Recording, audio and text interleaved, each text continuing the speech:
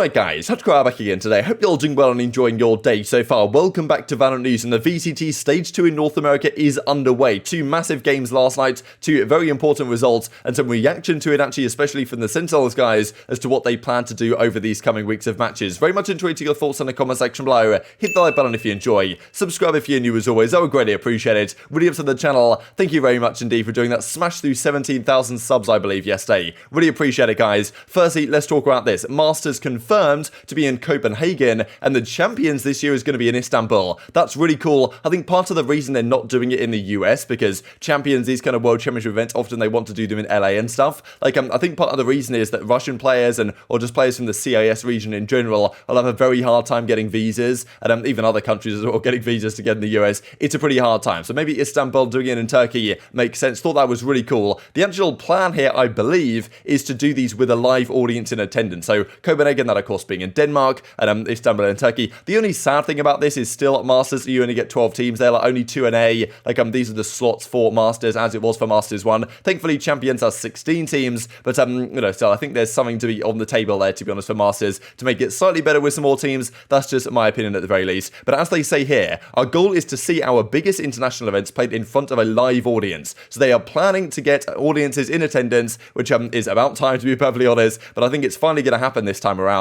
This is kind of how teams qualify this type of stuff for the event, and also this is kind of how the season goes after Masters, LCQ Champions, and after that there's kind of like the off-season where there's third-party tournaments and stuff along those lines. Now, there was a tweet that came out, because there's kind of a Turko says here, crowd, is there going to be one? What's going on? This kind of UK tweet said, our first ever live audience in Copenhagen. From some things I was reading, it seems like 100% there's going to be like a full crowd, at least that is the plan in Istanbul for Champions. For Masters, it might be like a reduced crowd or something, but there's probably going to be something there, which is certainly a positive. It's been about time, to be honest. Like, everyone else is doing it. Valorant is finally catching up, it seems, to making it happen. But thought it was cool. Some 2 new locations, right? Copenhagen and Istanbul. We're not going back to Berlin or going back to Iceland or whatever for the remainder of the event. Thought that was good. The UK Valorant account did actually delete that tweet, as George points out here. So maybe, hopefully there is still going to be a crowd, and the deleting it isn't necessarily indicating that's not going to be the case. And maybe there's still some questions as to whether they could possibly pull that off. This also to mention, because we talked about Liquid, their Valorant team, the last couple of days, what Jampi might do, right, going back to CSGO. And as Slinky says, the coach of the team, I stepped down from the team after Iceland due to a difference in vision and direction within the team. So he's gone. Really interesting stuff. There was some weird rumors that Hunden from CSGO might be looking to coach this team. Turns out that's not the case, which, thankfully, obviously, given the whole coaching bug, cheating scandal in CSGO that I'm sure some of you guys are familiar with. But yeah, I thought that was interesting news, to be honest. This also to mention from the T1 side, because we saw not long ago this from Dazed, who of course seemingly had tried his best to build a successful team over there at T1. But as he says, professional esports is so ridiculous. If only I wasn't so naive. I had no idea Game of Thrones was being played in the shadows by some random family therapist. How that man was capable of gaining so much control is beyond me. The man he's talking about here is David Dennis from the T1 side, who's now been removed from the roster. Like, they get rid of him. Like, they say a few words, but they don't even allow replies on this tweet, because they kind of know that it's going to be an absolute disaster. And well, actually, this does come through here from Days in the reply. I'm not happy at all regarding this. I worked really hard and was seeing tangible, concrete progress with the team I was building with T1. My time and effort were completely wasted because of this person. Time I will never get back. So David Dennis officially out of the team. The whole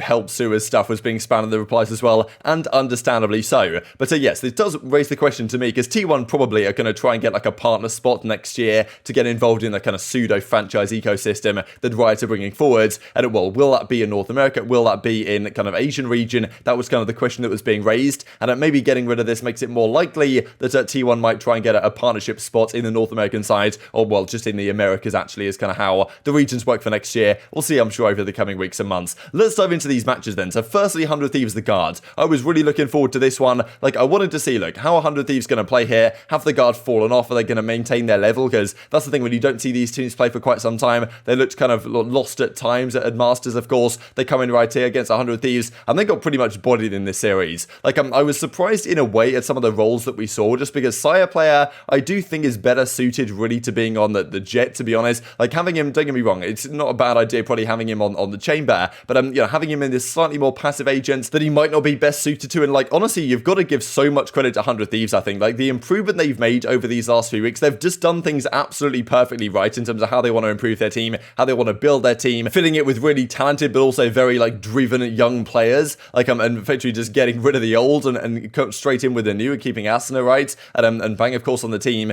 like, you know, cNed, DDK, they seem to have made so much progress. And this series was honestly like just a complete bloodbath. Like, the Guard were doing this to other teams, were doing this to most other teams during stage 1, but now 100 Thieves are just saying, okay, like, we're here to stay. Now, Cyberplay gets a nice round here with the Chamber, but as I was kind of saying, obviously, like, he's still great on the Chamber, don't get me wrong, but I feel like when he was on the Jet and on that kind of, you know, super aggro making space role, that's probably when he was the most impactful for the team. So maybe there is some talk about compositions for what the Guard might do, but also for what Sentinels might want to do. We'll talk about that here in a second. But at this point, 100 Thieves are up 8-2. They close up this map 1 comfortably, and they win the game 2 as well. Like, even this round was pretty impressive. Cyberplay hit a nice shot, but Asuna, like, Asuna was a monster this series. Like, when Asuna's kind of set up in this role, in this kind of flex role where, like, he doesn't have to entry, like, the rest of his team effectively is supporting him. Like, he's just an absolute demon. Like, this guy can't be stopped. Derek had some great moments as well. All the guys had great moments, and this was a complete, like, bloodbath, as I say. Like, 100 Thieves just demolished the Guard. Like, I was honestly thinking that 100 Thieves might have won this one, or might win this one going into it, but I did not expect it to be this convincing in their favor. And all the 100 Thieves fans, I'm sure, are understandably getting rather excited about this situation, right? Maybe overly excited, who knows, but,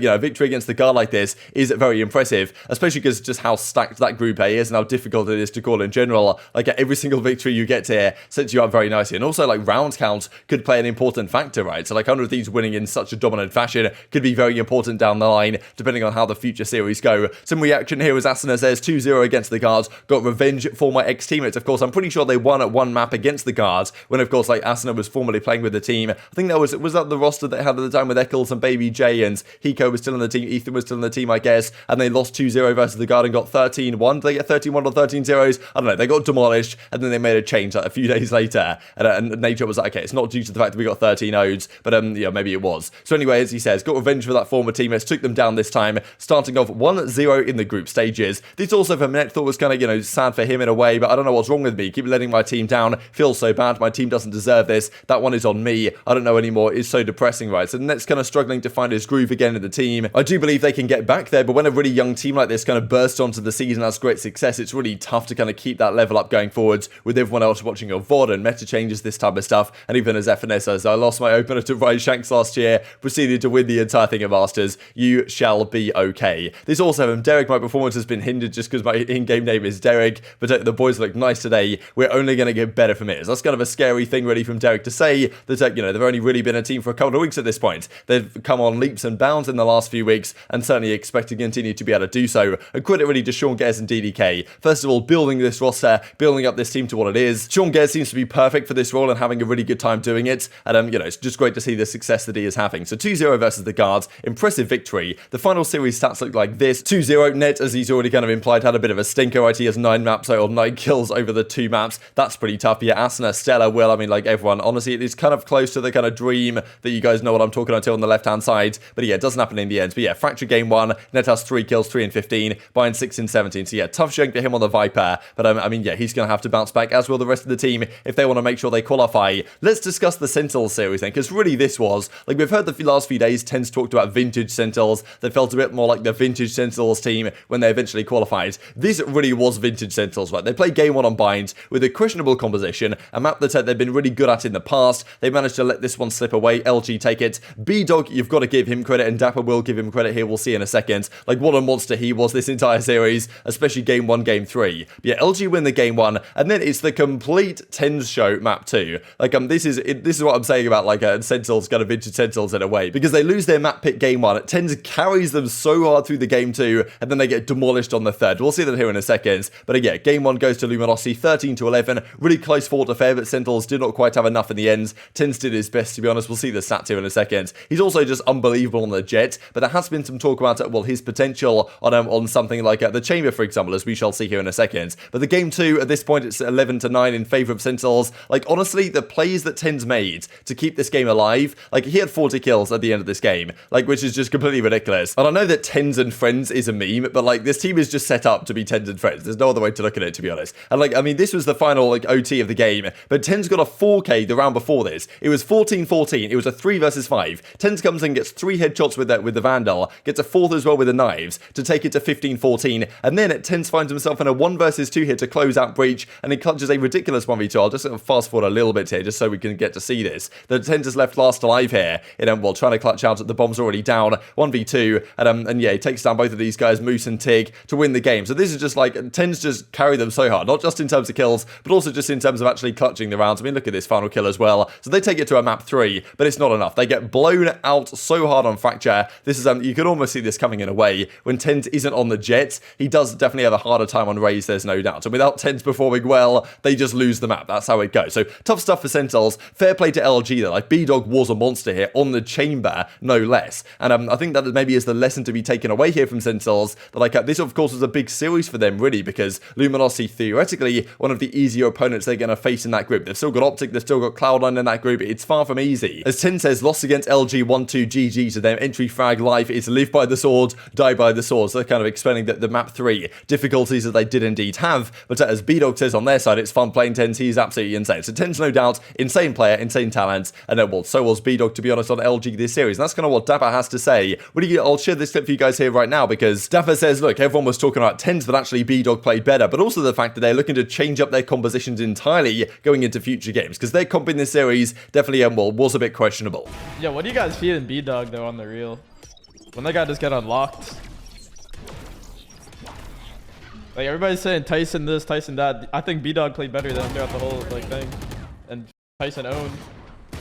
Yeah, B-Dog played like he had his life on the line that game. That works. No cap.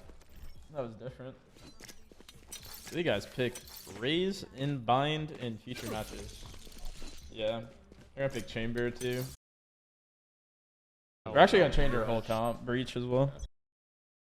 So these were the overall series stats, 2-1 in favour of LG. But as you can see, B-Dog here, he's on the Jet, he's on the chamber most of the time. We've got TenZ not on the chamber at all. Kanpeki was actually the one that pulled out the chamber. And ShahZaM really has struggled as of late, right? 30 kills over 3 maps. He had a difficult time. So I think probably they're going to change some things around within their team, because arguably bringing Kanpeki in, given he's pretty good on the op, is kind of interesting, because you got TenZ, Kanpeki, ShahZaM now. Like, it's kind of strange the fact that Kanpeki's running the op on the chamber, and ShahZaM's there as kind of also like a good operator player, but not really in this situation. So kind of strange the way they've organized things. I think they're going to have to think about this, and Raucus is going to have some words, I'm sure, on the matter as well. The bind decision to me was strange, just because chamber is such a mainstay and such a staple of the meta right now, and B-Dog was using him to great effect, and TenZ is here also doing great things on the Jet. But I just feel like, and TenZ even said the other day that he kind of wants to run at the chamber. He reckons that with the chamber he could be really good, and he probably would be, right? With the way the utility works on chamber, yes, it's a slightly more passive agent than Jet, but like, if they can have someone else run the Jet on certain situations and have TenZ on the chamber, I feel like that might be beneficial for them. And without looking at the map 3, we'll just look at the breeze here real quick, as TenZ went 40 and 21 on the Jet, right? So you don't necessarily want to take him off the Jet in situations like this, but at the same time, like, in certain maps, chamber is definitely very viable, and Dapr reckons they're certainly going to think about it. So let's talk about the games that are going on later on today. Firstly, just to touch on Europe real quick, BBL took down Na'Vi 2-1. Ascend took care of OG London. The 2 games today, Fnatic FPX, that's an exciting one, and Liquid versus Big. And then, the games in North America for today look as follows. Again, the times are kind of weird because I'm from the UK, but Optic versus FaZe, all kind of Call of Duty fans are rejoicing at the possibility of this one. That's a juicy one. And then cNed versus Ghost Gaming. So definitely very interesting series. And then, the weekend actually finishes off with some bangers as well. But very much enjoyed your thoughts in the comment section below. Hope you guys enjoyed the video. If you did enjoy it, hitting the like button, tell some YouTube gods, this is a good video.